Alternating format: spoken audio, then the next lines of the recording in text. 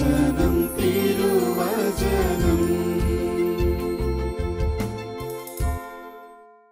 ഈശോയിൽ ഏറ്റവും പ്രിയപ്പെട്ടവരെ, ഇന്ന് നാം ചിന്തിക്കുക വിശുദ്ധ മർക്കോസിൻ്റെ സുവിശേഷം 10-ാമത്തെ അധ്യായം 46 മുതൽ 52 വരെയുള്ള വചനങ്ങൾ. ബർത്തിമേസിന് കാഴ്ച നൽകുന്ന ഒരു ഈശോയെക്കുറിച്ച്. അവൻ ജെറീക്കോയിലെത്തി. അവൻ ശിഷ്യന്മാരോടും വലിയ ജനാവലിയോടും കൂടെ ജെറീക്കോ വിട്ടുപോകുമ്പോൾ തിമേയൂസിൻ്റെ പുത്രനായ ബർത്തിമേസ് എന്ന അന്ധയാചകൻ വഴിയരികിൽ ഇരിപ്പുണ്ടായിരുന്നു. നസ്രായനായ യേശുവാണ് പോകുന്നതെന്നറിഞ്ഞപ്പോൾ അവൻ ഉച്ചത്തിൽ വിളിച്ചു പറഞ്ഞു, ദാവീദിൻ്റെ പുത്രനായ യേശുവേ, എന്നിൽ കനിയണമേ. നിശബ്ദനായിരിക്കാൻ പറഞ്ഞുകൊണ്ട് പലരും അവനെ ശകാരിച്ചു. എന്നാൽ അവൻ കൂടുതൽ ഉച്ചത്തിൽ വിളിച്ചു പറഞ്ഞു, ദാവീദിൻ്റെ പുത്ര, എന്നിൽ കനിയണമേ. യേശു പെട്ടെന്ന് നിന്നിട്ട് പറഞ്ഞു, അവനെ വിളിക്കുക. അവർ അന്ധനെ വിളിച്ച് അവനോട് പറഞ്ഞു, ധൈര്യമായിരിക്കുക, എഴുന്നേൽക്കുക, യേശു നിന്നെ വിളിക്കുന്നു. അവൻ പുറംകുപ്പായം ദൂരെ എറിഞ്ഞ് കുതിച്ചു ചാടി യേശുവിൻ്റെ അടുത്തെത്തി.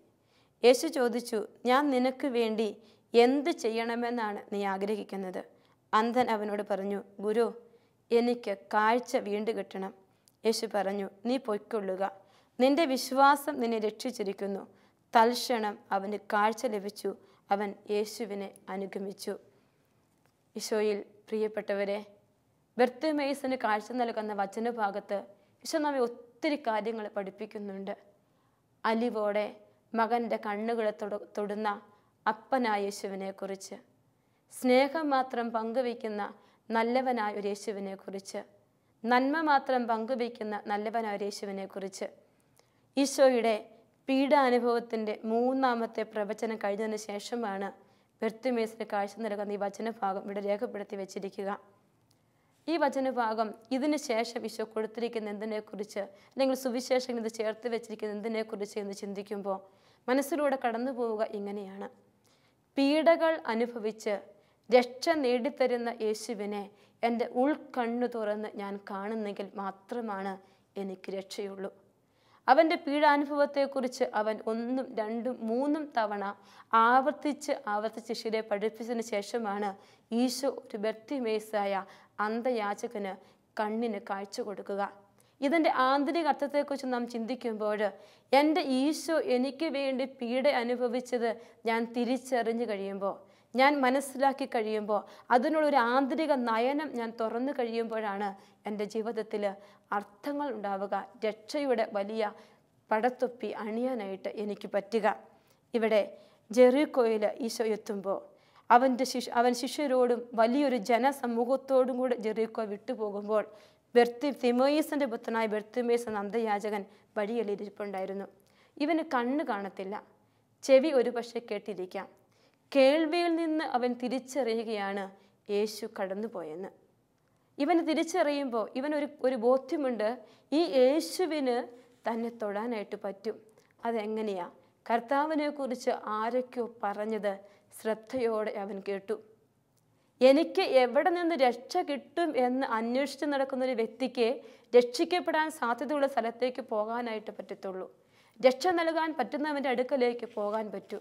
അതുകൊണ്ട് യേശു നടന്നു പോകുന്ന വഴിയരികിലാണ് അവൻ ഭിക്ഷ യാചിക്കാൻ ഇരുന്നത് എന്ന് വചനം നമ്മെ പഠിപ്പിക്കുകയാണ്. എൻ്റെ ജീവിതത്തിൽ ഒരുപക്ഷെ രക്ഷ നേടാൻ ആവശ്യപ്പെടുന്ന ഒരു അവസ്ഥയിലായിരിക്കും ഞാൻ നിൽക്കുക. എനിക്ക് രക്ഷ വേണം. തകർന്നു നിൽക്കുന്ന അവസ്ഥയാകും, സങ്കടങ്ങൾപ്പെട്ട് നിൽക്കുന്ന അവസ്ഥയാകും, എഴുന്നേൽക്കാൻ പറ്റാത്ത അവസ്ഥയാകും. അപ്പോൾ ഞാൻ ചെയ്യേണ്ട ഒരു കാര്യമുണ്ട്, എന്നെ രക്ഷിക്കുന്നവൻ ആരെയെന്ന് കേട്ട് മനസ്സിലാക്കി അറിഞ്ഞ് അവൻ കടന്നു വരുന്ന വഴിയിൽ അവൻ്റെ വഴിയരികിൽ അവൻ്റെ പാദത്തോട് ചേർന്നിരിക്കാൻ ഞാൻ അവനെ പ്രതീക്ഷിച്ചിരിക്കണം. അവസരങ്ങൾ എൻ്റെ മുമ്പിലെത്തുമ്പോൾ കണ്ണടച്ചു വിടരുത്. ചില വ്യക്തികളൊക്കെ ഒത്തിരി മദ്യപാനത്തിനൊക്കെ അടിമപ്പെട്ട വ്യക്തികൾ രക്ഷിക്കപ്പെടണമെന്ന് ആഗ്രഹമുണ്ട്. പലരും പറയും പോയി ധ്യാനം കൂടാൻ, പക്ഷെ പോവില്ല. അതൊരു വിളിയാണ്. ഇവിടെ ഈ അന്ധൻ നമ്മെ പഠിപ്പിക്കുക, ഇവനറിയാം രക്ഷിക്കപ്പെടണം. ഇവൻ കേട്ടു എവിടെ നിന്നൊക്കെയോ യേശു അനേകരെ സൗഖ്യപ്പെടുത്തിയിട്ടുണ്ട്. ആ യേശു എവിടെയെന്ന് അന്വേഷിച്ച് നടക്കുന്നത് കൊണ്ടാണ് ആ ജെറീക്കോയിൽ യേശു കടന്നു വരുന്ന വഴിയരികിൽ അവൻ ഇരുന്നത് എന്ന് വചനം നമ്മെ പഠിപ്പിക്കുകയാണ്. നസ്രായന യേശുവാണ് കടന്നു പോകുന്നതെന്നറിഞ്ഞപ്പോൾ അവൻ ഉച്ചത്തിൽ വിളിച്ചു പറഞ്ഞു, ദാവീദിൻ്റെ പുത്രനായ യേശുവേ, എന്നിൽ കനിയണമേ. ബർത്തിമേസ് എങ്ങനെയാണ് യേശു ദാവീദിൻ്റെ പുത്രനാണ് എന്നറിഞ്ഞത്? അവൻ്റെ പേര് യേശു ആണെന്ന് എങ്ങനെയാണ് അറിഞ്ഞത്? അവൻ ഒരിടത്തുനിന്നും വായിച്ചിട്ടുണ്ടാവില്ല. പക്ഷേ ഇതും അവൻ്റെ കേൾവിയിൽ നിന്നാണ്. യേശുവിനെക്കുറിച്ച് കേട്ട് ഒരു ജിജ്ഞാസ അവനിലുണ്ട്. അവൻ കൂടുതൽ യേശുവിനെക്കുറിച്ച് അറിഞ്ഞിരുന്നു, കേട്ടിരുന്നു. അതുകൊണ്ട് തൻ്റെ അറിവ് മുഴുവൻ കൂട്ടിച്ചേർത്ത് വെച്ചിട്ട് അവനൊരു പ്രാർത്ഥന രൂപപ്പെടുത്തി. കർത്താവേ, ദാവീദിൻ്റെ പുത്രനായ യേശുവേ, എന്നിൽ കനിയണമേ. പ്രിയപ്പെട്ടവരെ, ഒത്തിരി ഒന്നും പ്രാർത്ഥിച്ചില്ലെങ്കിലും, ഒരുപാട് വാക്യങ്ങളും സെൻറ്റൻസുകളൊന്നും ചേർത്ത് വെച്ചില്ലെങ്കിലും, എൻ്റെ ഉള്ളിൽ ഞാൻ അറിഞ്ഞ, ഞാൻ കേട്ട, ഞാൻ അനുഭവിച്ച എൻ്റെ യേശുവിനെ ഉള്ളു തുറന്ന് എൻ്റെ പ്രാർത്ഥനയാക്കി ഞാൻ വിളിക്കുമ്പോൾ എനിക്ക് വേണ്ടി ബർത്തിമേസിന് വേണ്ടി നിന്ന് യേശു നിൽക്കുമെന്ന് ഈശോ നമ്മെ പഠിപ്പിക്കുകയാണ്. ഇവിടെ ബർത്തിമേസ്, കർത്താവേ, ദാവീദിൻ്റെ പുത്രനായ യേശുവേ, എന്നിൽ കനിയണമേ എന്ന് പറഞ്ഞപ്പോൾ ഒത്തിരി പേര് പറഞ്ഞവനോട് നിശബ്ദനായിരിക്കുക, മിണ്ടാതിരിക്കുക എന്നൊക്കെ പറഞ്ഞ് അവനെ ശകാരിച്ചു. എന്നാൽ അവൻ കൂടുതൽ ഉച്ചത്തിൽ വിളിച്ചു പറഞ്ഞു, ദാവീദിൻ്റെ പുത്ര, എന്നിൽ കനിയണമേ. തന്നെ പേര് ചൊല്ലി വിളിച്ച അന്ധനെ നോക്കിയിട്ട് യേശു പറഞ്ഞു, അവനെ വിളിക്കുക എന്ന്. പ്രിയപ്പെട്ടവരെ, ഒറ്റ കാര്യം നമ്മളിവിടെ മനസ്സിലാക്കും. ആരൊക്കെ യേശുവിനെ പേര് ചൊല്ലി വിളിക്കുന്നോ അവനെ യേശു വിളിക്കും. യേശു എന്ന് പേര് ചൊല്ലി യേശുവിനെ ആരൊക്കെ വിളിക്കുന്നോ അവനെ യേശു വിളിച്ചിരിക്കും. വിശുദ്ധ പൗലോസ് റോമാല സഭയ്ക്ക് എഴുതിയ ലേഖനം 10:13 വചനം എഴുതി വെച്ചിട്ടുണ്ട്. കർത്താവിൻ്റെ നാമം വിളിച്ചപേക്ഷിക്കുന്നവരെല്ലാം രക്ഷ പ്രാപിക്കും. തന്നെ പേര് ചൊല്ലി വിളിക്കുന്നവരെ പേര് ചൊല്ലി വിളിക്കാൻ യേശു അടുത്തേക്ക് വരുമെന്ന് തിരിച്ചറിയുന്ന ഒരു വചനഭാഗമാണിത്. ഇവിടെ ബർത്തിമേയിസ് ആരൊക്കെ അവനോട് വഴക്ക് പറഞ്ഞിട്ടും നിശബ്ദനായിരിക്കാൻ കൂട്ടാക്കാതെ യേശുവിനെ വിളിച്ചപ്പോൾ യേശു അവൻ്റെ അടുത്തേക്ക് വന്നു. യേശു പെട്ടെന്ന് നിന്നിട്ടാണ് പറഞ്ഞത്, അവനെ വിളിക്കുക എന്ന്. നടന്നു പോകുന്ന യേശുവിനെ, കടന്നു പോകുന്ന യേശുവിനെ വിളിച്ച് അടുത്ത് നിർത്താൻ എനിക്ക് പറ്റണം. അനുഗ്രഹങ്ങൾ നീട്ടിക്കൊണ്ട് കടന്നു പോകുന്ന യേശുവിനെ എൻ്റെ ചാരത്തേക്ക് ചേർത്ത് നിർത്താൻ എനിക്ക് പറ്റണമെങ്കിൽ അവനെ ചങ്കുതുറന്ന് വിളിക്കുന്നൊരു പ്രാർത്ഥന, എൻ്റെ അനുഭവത്തിൽ നിന്നും കേൾവിയിൽ നിന്നും ഞാൻ രൂപപ്പെടുത്തിയെടുക്കുന്നൊരു പ്രാർത്ഥന എനിക്ക് സ്വന്തമായി ഉണ്ടാവണം. എൻ്റെ കർത്താവേ, എൻ്റെ ദൈവമേ എന്ന് ഒരിക്കൽ തോമാസ് ലീഗ കർത്താവിൻ്റെ മുറിവിൽ തൊട്ട് പറഞ്ഞപ്പോൾ അവനോട് ഈശോ ഒത്തിരി സ്നേഹത്തോടെ സംസാരിച്ചു. അവനോട് ഈശോ ചേർന്ന് നിന്നു. കർത്താവ് അവനോട് പറഞ്ഞു, വിശ്വസിക്കുന്നവർ കാണാതെ വിശ്വസിക്കുന്നവർ ഭാഗ്യവാന്മാരെന്ന് പറഞ്ഞപ്പോൾ അവന് വിശ്വാസമില്ലെന്നല്ല പറഞ്ഞേ, ആരൊക്കെ എന്നെ അറിഞ്ഞിട്ടില്ലയോ അവരെയൊക്കെ അറിയിക്കാൻ, കാണാതിരിക്കുന്നവരെ അറിയിക്കാൻ ഞാൻ നിന്നെ വിടുകയാണ്. അത്രയും ഒരു ദൗത്യം ഈശോ തോമാസിലേക്ക് കൊടുത്തെങ്കിൽ പ്രിയപ്പെട്ടവരെ, എൻ്റെ ജീവിതത്തിൽ എനിക്ക് രൂപപ്പെടുത്തിയെടുക്കാൻ പറ്റണം എൻ്റെ യേശുവിനുള്ള പ്രാർത്ഥന. അങ്ങനെ ഞാൻ രൂപപ്പെടുത്തിയിരിക്കുമ്പോൾ എനിക്ക് വേണ്ടി ഈശോ നിൽക്കാൻ തുടങ്ങും. എന്നിട്ട് ഈശോ അവനോട് പറഞ്ഞു, ധൈര്യമായിരിക്കുക, എഴുന്നേൽക്കുക. 2 കാര്യങ്ങളാണ് യേശു അവനോട് പറഞ്ഞത്. ധൈര്യമായിരിക്കുക, എഴുന്നേൽക്കുക. ഇനി നീ കിടക്കണ്ട, നീ കിടക്കേണ്ടവനല്ല, നീ ധൈര്യത്തോടെ എഴുന്നേറ്റ് നിൽക്കേണ്ടവനാ. യേശുവിനെ കണ്ടുമുട്ടും വരെ നീ കിടക്കുന്നവനായിരിക്കും, നീ താന്നുപോയവനായിരിക്കും, എഴുന്നേൽക്കാൻ കെൽപ്പില്ലാത്തവനായിരിക്കും, ജീവിതത്തിൻ്റെ ഭാരം ചുമന്ന് നിസ്സഹായനായി നിൽക്കുന്ന വ്യക്തിയായിരിക്കും.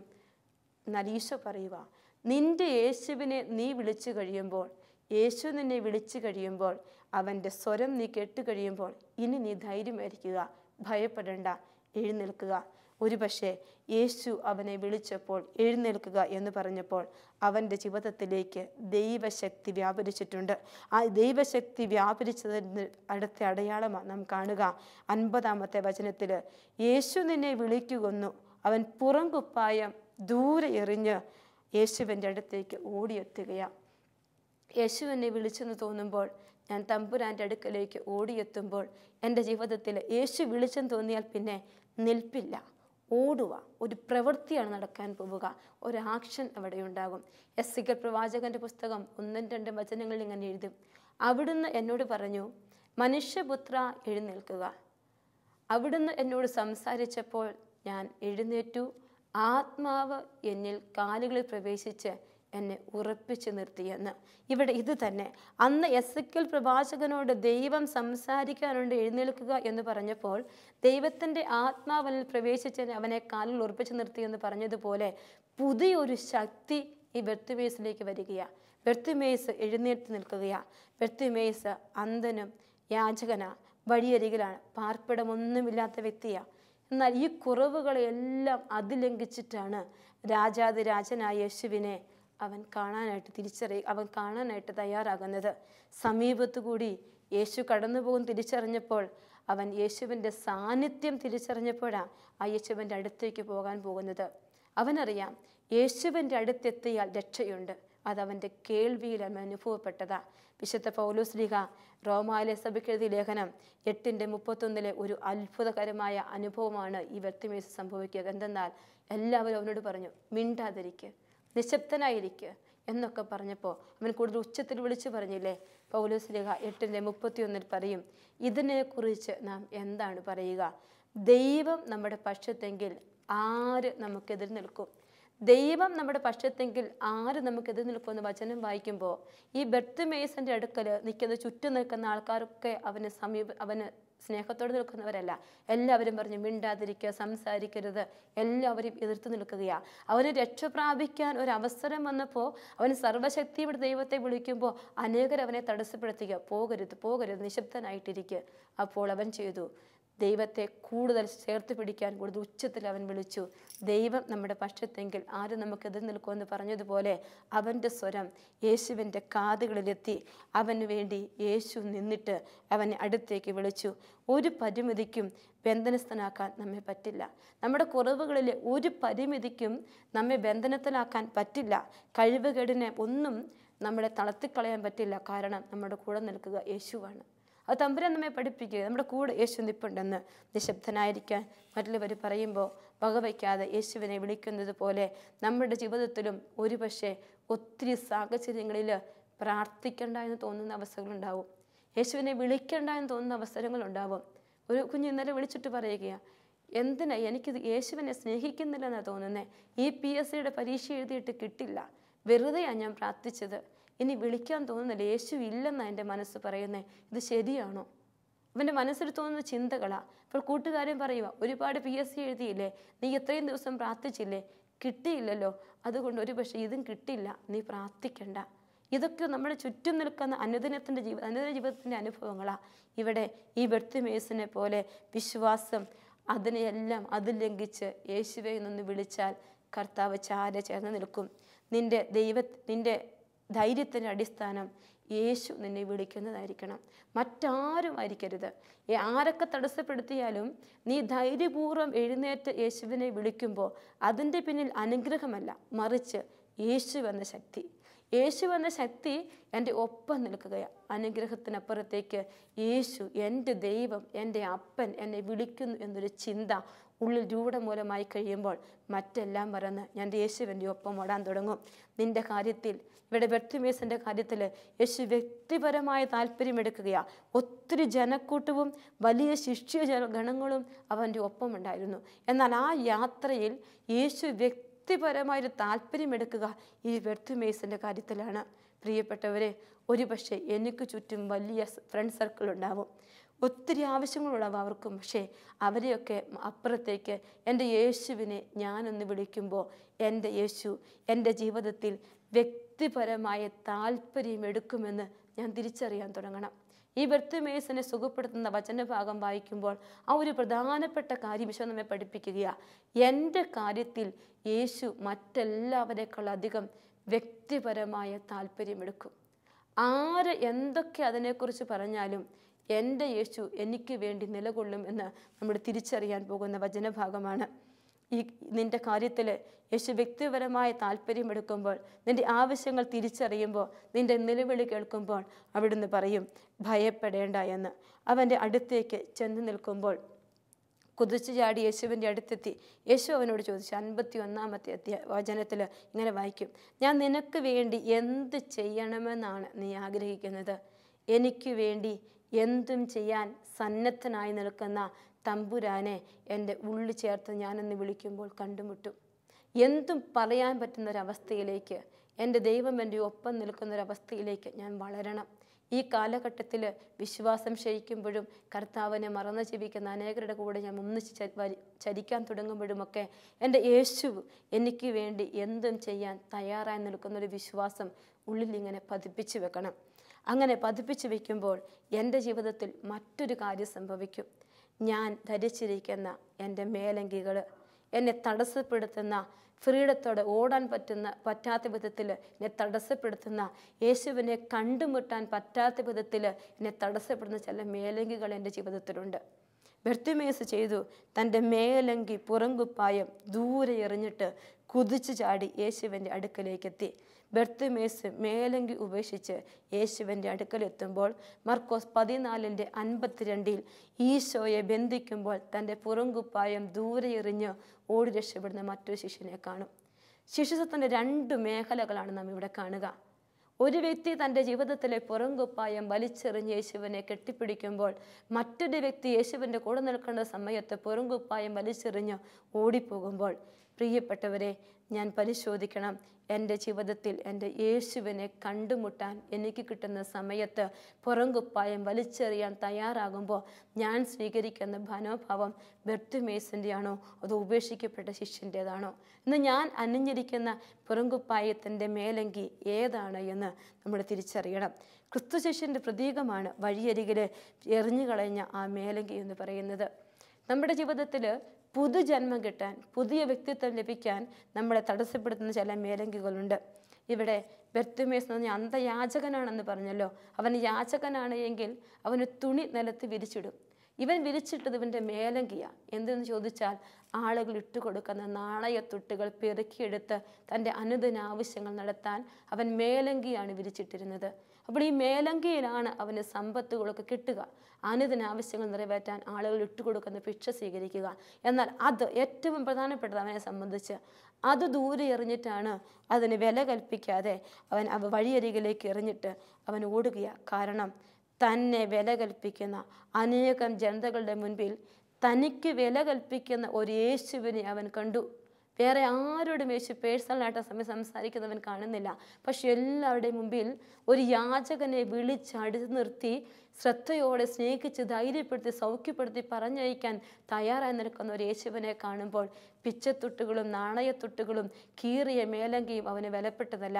അവന് വിലപ്പെട്ടത് യേശുവിൻ്റെ സാന്നിധ്യമാണ്. യേശുവിൻ്റെ സാന്നിധ്യം വിലപ്പെട്ടതായി കരുതുന്നത് കൊണ്ട് യേശുവിൻ്റെ ചാരത്തേക്ക് അവൻ ഒറ്റൊരു ഓട്ടം നടത്തുകയാണ്. ഇത് തന്നെയാണ് പൗലോസ്ലീഹ പറഞ്ഞത്. ഫിലിപ്പിയർ 3:13 പറയും, എൻ്റെ പിമ്പിലുള്ളവയെ വിസ്മരിച്ച് മുമ്പിലുള്ളവയെ ലക്ഷ്യമാക്കി ഞാൻ ഓടും. ഈ ഓട്ടം അനുദിനം ഓരോ ശിഷ്യനും നടത്തപ്പെടണം. ഫിലിപ്പിയർ 3:12 പറയും, യേശുക്രിസ്തു എന്നെ സ്വന്തമാക്കിയിരിക്കുന്നു. യേശുക്രിസ്തു സ്വന്തമാക്കി എന്ന് പൗലോസ്ലീഹായ്ക്ക് ഒരു അനുഭവം കിട്ടിയ സമയത്ത് പിന്നിലുള്ളതൊക്കെ ഉപേക്ഷിച്ചു. ഉച്ചിഷ്ടം പോലെ കരുതിക്കൊണ്ട് യേശുവിന് വേണ്ടി ഓടി. അതേ പൗലോസ്ലീഹയുടെ മറ്റൊരു രൂപഭാവമാണ് ഈ ബർത്തിമേസ് നാം കാണുക. ബർത്തിമേസും തനിക്കുള്ളതും തൻ്റെ പിച്ചത്തുട്ടുകളുമെല്ലാം ഉച്ചിഷ്ടമായി കരുതിയിട്ട് മേലങ്കി വലിച്ചെറിഞ്ഞ് സർവ്വസമ്പന്നനായ യേശുവിൻ്റെ അടുക്കലേക്ക് ഓടിച്ചെല്ലുമ്പോൾ ബർത്തിമേസിൻ്റെ ജീവിതം വിലപ്പെട്ടതായി മാറും. കാരണം ബർത്തിമേസ് എന്ന് പറയുന്ന വാക്കിൻ്റെ അർത്ഥം തന്നെ വിലപ്പെട്ടവനെന്ന. അവൻ ആ പേര് ഈ സുവിശേഷത്തിൽ ഈ ഒരു അന്ധൻ്റെ പേര് മാത്രമേ നമ്മൾ കാണുന്നുള്ളൂ. തിമേസിൻ്റെ പുത്രനായ ബർത്തിമേസ്. എന്തിനായിരിക്കാം ഈ വചനഭാഗത്ത് പേര് ചേർത്ത് വെച്ചത്? കാരണം തനിക്ക് വിലപ്പെട്ടത് ഉപേക്ഷിച്ച് വിലപ്പെട്ടവനെ കണ്ടുമുട്ടുന്ന ബർത്തിമേസിനെ കുറിച്ച് നമുക്ക് പറഞ്ഞു തരാൻ തന്നെ ആ സുവിശേഷകൻ ഈ പേര് ഇവിടെ എടുത്തു വെച്ചിരിക്കുക. വിലപ്പെട്ടവനെന്ന ബർത്തിമേസിൻ്റെ പേരിൻ്റെ അർത്ഥം. അവൻ മേലങ്കി ഉപേക്ഷിച്ചു. പഴയ ബോധ്യങ്ങളുടെയൊക്കെ മേലങ്കി അവൻ ഉപേക്ഷിച്ചു. അവന് വേണ്ട ഇനി ഈ പിച്ചത്തുട്ടുകളൊന്നും. ഇതല്ല, ഇതിനപ്പുറത്തേക്ക് എന്തൊക്കെയോ ചെയ്യാനുണ്ട്.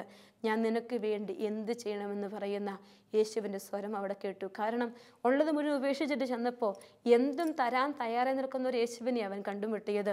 അവഗണനയുടെ വഴിയരികിൽ നാണയങ്ങളുടെ പെരുപ്പം മാത്രം വിലപ്പെട്ടെന്ന് കരുതി അസംതൃപ്തമായി മനസ്സുമായിരുന്നൊരു യാചകൻ തന്നെ വിലപ്പെട്ടതായി കരുതുന്ന ക്രിസ്തുവിൻ്റെ അടുത്തേക്ക് ഓടിയത്. പ്രിയപ്പെട്ടവരെ, ഇതാണ് യഥാർത്ഥ ക്രിസ്തു അനുഗമനം എന്ന് പറയുക. ഇവന് മറ്റൊരു സവിശേഷതയുണ്ട്. കേട്ടതുകൊണ്ടാണ് യേശു ദാവീദിൻ്റെ പുത്രനാണെന്നറിഞ്ഞത്. ആ കേട്ടപ്പോൾ അവൻ്റെ ഉള്ളിൽ, യേശുവിനെ കുറിച്ച് കേട്ടപ്പോൾ അവൻ്റെ ഉള്ളിൽ ഒരു വിശ്വാസം ഉടലെടുത്തു. ഞാൻ യേശുവിനെ കുറിച്ച് കേൾക്കും തോറും, യേശുവിനെ കുറിച്ച് അറിയും തോറും എൻ്റെ ഉള്ളിൽ ഒരു വിശ്വാസം ഉണ്ടാകും. ആ വിശ്വാസമാണ് എനിക്ക് അനുഭവമായി മാറാൻ തുടങ്ങുക.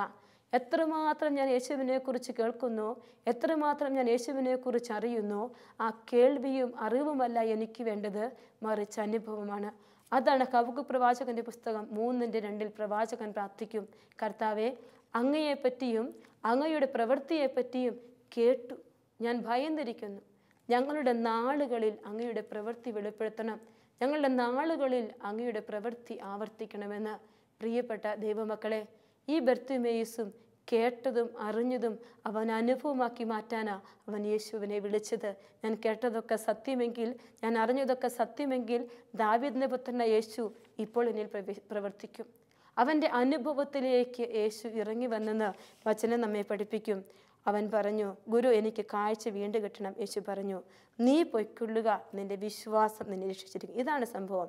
കേട്ടതും അറിഞ്ഞതും വിശ്വാസമായി ഉള്ളിൽ നിൽക്കുന്നെന്ന് യേശു തിരിച്ചറിഞ്ഞപ്പോൾ അടുത്ത വചനത്തിൽ എഴുതി വെച്ചിരിക്കുന്നു, തൽക്ഷണം അവന് കാഴ്ച ലഭിച്ചു. പ്രിയപ്പെട്ടവരെ, ഒത്തിരി വചനപ്രഘോഷണത്തിൽ യേശുവിനെ കേൾക്കും, വചനം വായിച്ച യേശുവിനെ കേൾക്കും, യേശുവിനെ അറിയും, മറ്റുള്ളവരെ അനുഗ്രഹിക്കുന്ന യേശുവിനെ അറിയും. പക്ഷേ എനിക്ക് വേണ്ടത് എൻ്റെ അനുഭവമായൊരു യേശുവിനെയാ. ബർത്തിമേസിന്റെ ജീവിതത്തിൽ അത് തന്നെ സംഭവിച്ചു. അവന് യേശു അനുഭവമായി മാറി. അവിടെ യേശു അനുഭവമായി മാറുമ്പോൾ, വിശ്വാസത്തിൻ്റെ ആളിക്കത്തിൽ നടക്കുമ്പോൾ അവൻ യേശുവിനെ അനുഗമിച്ചു എന്ന് എഴുതി വെച്ചിട്ടുണ്ട്. തൽക്ഷണം അനുഭവം കിട്ടിയപ്പോൾ, സൗഖ്യം കിട്ടിയപ്പോൾ അവൻ യേശുവിനെ അനുഗമിച്ചു. ഇന്ന് ക്രിസ്ത്യാനി എന്ന ലേബലിട്ട് ഞാൻ നടക്കുമ്പോൾ എൻ്റെ വ്യക്തി ജീവിതത്തിൽ അറിവോ കേൾവിയോ അല്ല എനിക്ക് വേണ്ടത്, മറിച്ച് എനിക്ക് വേണ്ടത് അനുഭവമെങ്കിൽ തൽക്ഷണം ഇന്ന് ഇവിടെ ഇറങ്ങി പ്രവർത്തിക്കുന്ന യേശുവിനെ ഞാൻ കണ്ട് അനുഭവിക്കുമ്പോൾ എൻ്റെ കാലടിപ്പാടുകൾ അനുദിനം യേശുവിനെ അനുഗമിക്കാൻ തുടങ്ങും. അനുദിനം ആരുടെയും വക്കാലത്തുകളോ അഭിപ്രായങ്ങളോ ഇല്ലാതെ യേശുവിനെ അനുഗമിക്കാൻ, യേശുവിൻ്റെ പിന്നാലെ പോകാൻ എൻ്റെ മനസ്സ് വെമ്പൽ കൊള്ളും.